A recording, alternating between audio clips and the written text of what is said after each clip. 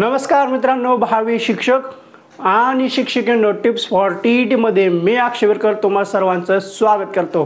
सध्या आपण सामाजिक शास्त्राच्या नोट्स पाहायला सुरुवात केलेली आहे। आता सामाजिक शास्त्र हा विषय आपल्यासाठी 60 मार्काचा आहे। त्यातला 30 मार्क हा भूगोलावर आधारित प्रश्न असतात आणि 30 मार्क हे इतिहासावर आधारित प्रश्न असतात। आता 30 मार्काच्या भूगोलामध्ये 20 ते 22 प्रश्न हे भूगोलावर आधारित असतात आणि बाकीचे 8 ते 10 प्रश्न हे अर्थशास्त्र, पर्यावरण आणि थोडंसं ऑड यावर आधारित असतात। आणि इतिहासामध्ये 30 पैकी 20 ते 22 प्रश्न हे इतिहासावर आणि बाकीचे प्रश्न हे नागरिकशास्त्रावर आधारित असतात।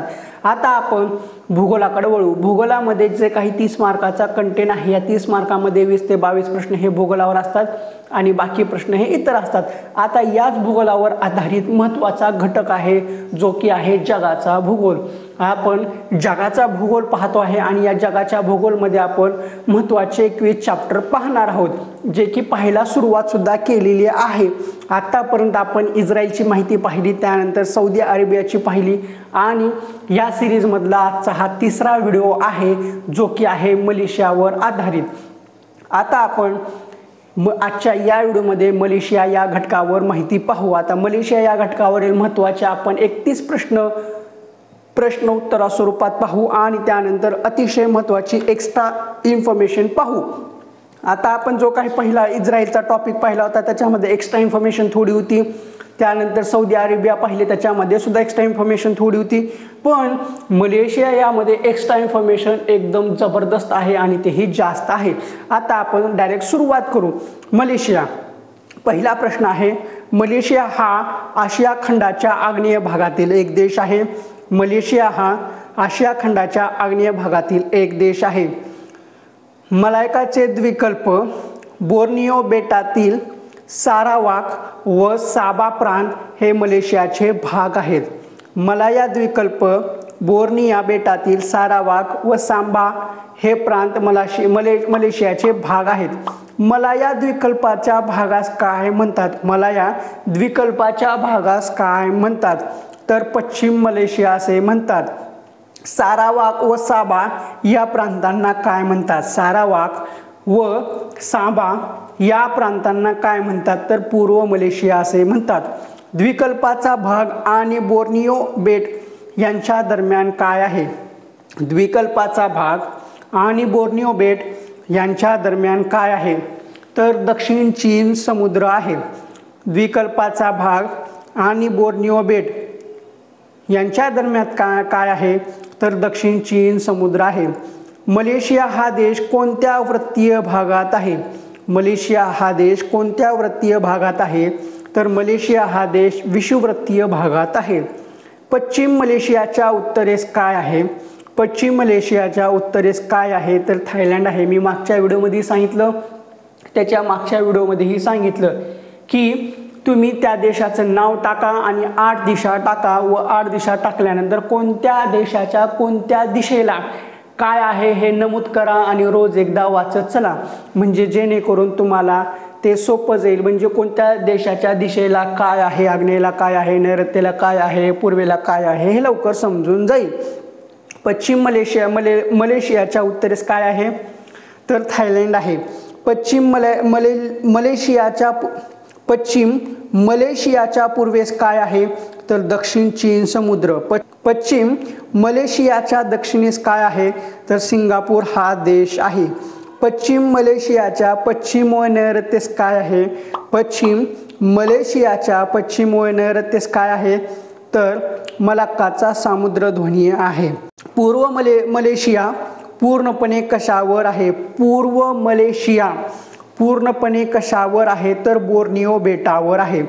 पूर्व मलेशियाच्या वायव्य व उत्तर भागात काय आहे? पूर्व मलेशियाच्या वायव्य व उत्तर भागात काय आहे? तर दक्षिण चीन समुद्र आहे। पूर्व मलेशियाच्या ईशान्येस काय आहे? पूर्व मलेशियाच्या ईशान्येस काय आहे? तर सुलू समुद्र आहे। पूर्व मलेशियाच्या दक्षिणेस कोणता देश आहे? पूर्व मलेशियाच्या दक्षिणेस कोणता देश आहे? तर इंडोनेशिया देश आहे। पूर्व मलेशियाच्या पूर्वेस काय आहे? पूर्व मलेशियाच्या पूर्वेस काय आहे? तर सेलेबीज समुद्र आहे। ब्रुने हे चिमुकले राष्ट्र खोटे आहे. ब्रुने हे चिमुकले राष्ट्र खोटे आहे. तर सारावाक व साबा प्रांताच्या दरम्यान किनाऱ्यालगत ब्रुने हे चिमुकले राष्ट्र आहे. सारावाक व साबा प्रांताच्या दरम्यान किनाऱ्यालगत ब्रुने हे चिमुकले राष्ट्र आहे. मलेशियातील सर्वात उंच शिखर कोणते? मलेशियातील सर्वात उंच शिखर कोणते? तर साभा राज्यातील गुनुक किनाबालू. मलेशियातील सर्वात उंच शिखर कोणते? तर साभा राज्यातील गुनुक किनाबालू, ज्याची उंची आहे 4101 मीटर. उंची किती आहे त्याची? 4101 मीटर. सारावाकमध्ये कोणते उंच शिखर आहे? सारावाकमध्ये कोणते उंच शिखर आहे? तर गुनुक मुरुड, ज्याची उंची 2423 मीटर आहे. 19वा प्रश्न आहे, मलेशियात कोणते ऋतू आढळतात? मलेशियामध्ये कोणते ऋतू आढळतात? तर मलेशियामध्ये ऋतू आढळत नाहीये. लक्षात घ्या, मलेशियामध्ये कोणताही ऋतू आढळत नाहीये. तेथे ना उन्हाळा आहे, ना पावसाळा आहे, ना हिवाळा आहे, ना अवकाळा आहे. मलेशियामध्ये कोणताही ऋतू आढळत नाहीये. मलेशियामध्ये पाऊस कधी पडतो? तर मलेशियामध्ये पाऊस हा वर्षभर पडतो. सारावाकमधील पेंग्यू नग्न या भागात किती मिमी पाऊस पडतो? इथं थोडीशी मिस्टेक झालेली आहे, तेवढी समजून घ्या. पेग्यू नंग या भागात सर्वात जास्त 6000 मिलीमीटर पाऊस पडतो. मलेशिया देशात विषुववृत्तीय सदाहरित वने आढळतात. त्यात प्रामुख्याने कोणते वृक्ष आढळतात? मलेशिया देशात विषुववृत्तीय सदाहरित वने आढळतात. त्यात प्रामुख्याने कोणती वृक्ष आढळतात? तर ओक, एबनी, महोगनी, साग आणि रबर. मलेशियात कोणती माकडाची जात पर्यटनाचे आकर्षण आहे? मलेशियात कोणती माकडाची जात पर्यटनाचे आकर्षण आहे? तो ओरांग उटान ही माकडाची जात पर्यटनाचे आकर्षण आहे. मलेशिया हा शेतीप्रधान देश आहे. मलेशियात नारळ व ताडफळे यांचे मोठ्या प्रमाणावर उत्पादन केले जाते. मलेशिया कशाच्या निर्यातीत अग्रेसर आहे? मलेशिया कशाच्या निर्यातीत अग्रेसर आहे? तर पाम तेलाच्या निर्यातीत अग्रेसर आहे. मलेशियाच्या दोन्ही भागांना काय लाभले आहे? मलेशियाच्या दोन्ही भागांना काय लाभले आहे? तर दोन्ही भागांना लाल समुद्रकिनारा लाभला आहे. मलेशियातील माशांचे प्रकार कोणते? मलेशियातील माशांचे प्रकार कोणते? तर बिलिस, उदांग, देहाल हे मलेशियातील माशांचे प्रकार आहेत. मलेशिया कशात अग्रेसर आहे? मलेशिया कशात अग्रेसर आहे?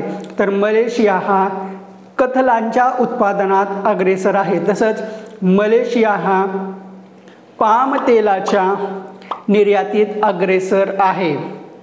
जोहर बारू हे आंतरराष्ट्रीय विमानतळ कोठे आहे? जोहर बारू हे आंतरराष्ट्रीय विमानतळ कोठे आहे? तर जोहर बारू हे आंतरराष्ट्रीय विमानतळ मलेशियात आहे. मलेशियात पर्वतीय भागात कोणत्या भटक्या जमातीचे लोक राहतात? मलेशियात पर्वतीय भागात कोणत्या भटक्या जमातीचे लोक राहतात? तर सेमंग, साकाई हे भटक्या जमातीचे लोक पर्वतीय भागात राहतात. मलेशियात पर्वतीय भागात सेमंग, साकाई हे भटक्या जमातीचे लोक राहतात. मलेशिया देशाची राष्ट्रभाषा कोणती? मलेशिया देशाची राष्ट्रभाषा कोणती? तर मले ही आहे. कथिलाच्या उद्योगासाठी मलेशियात कोणते शहर प्रसिद्ध आहे? कथिलाच्या उद्योगासाठी मलेशियात कोणते शहर प्रसिद्ध आहे? तर जॉर्ज टाउन. कथिलाच्या उद्योगासाठी मलेशियातील कोणते शहर प्रसिद्ध आहे? तर जॉर्ज टाउन. हे अशा प्रकारे आपण 31 महत्त्वाचे प्रश्न उत्तरे हे मलेशियाच्या बाबतीत पाहिलेले आहे. आता आपण याच्यातील महत्त्वाची एक्स्ट्रा इन्फॉर्मेशन पाहू. क्वालालंपूर ही मलेशियाची राजधानी आहे। मलेशियाची राजधानी कुठली? क्वालालंपूर ही मलेशियाची राजधानी आहे।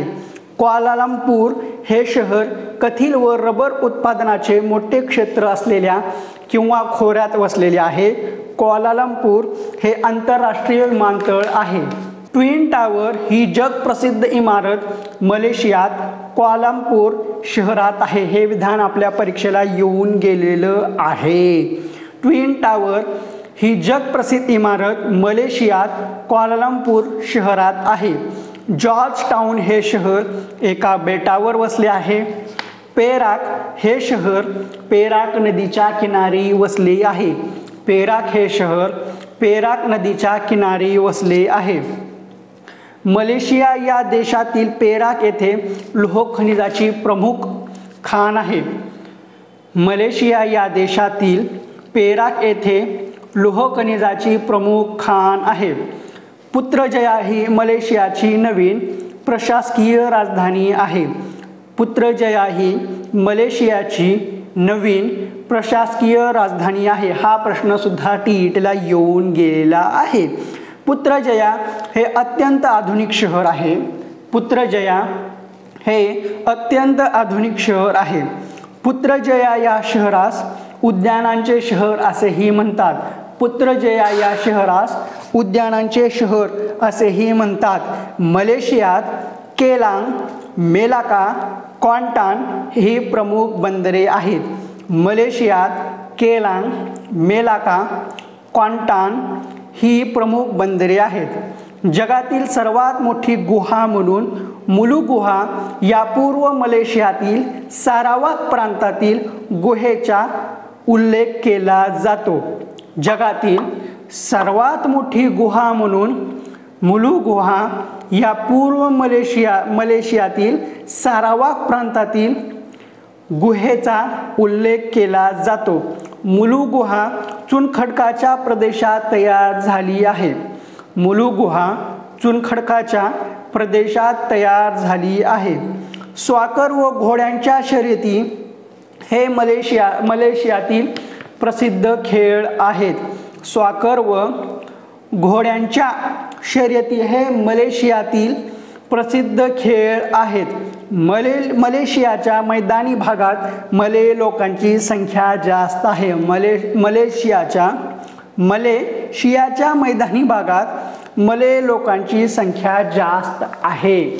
अशा प्रकारे आपण भूगोलमधला जगाचा भूगोल, तोही सामाजिक शास्त्रामधील भूगोलमधील जगाचा भूगोल, याच्यामधील जे काही जगाच्या भूगोलावर आधारित प्रश्न विचारले जातात असे 21 टॉपिक आहेत।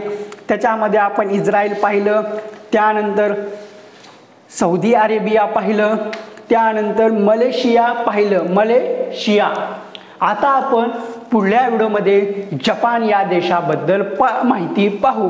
तुम्हाला हा व्हिडिओ कसा वाटला तो कमेंट बॉक्समध्ये नक्की सांगा।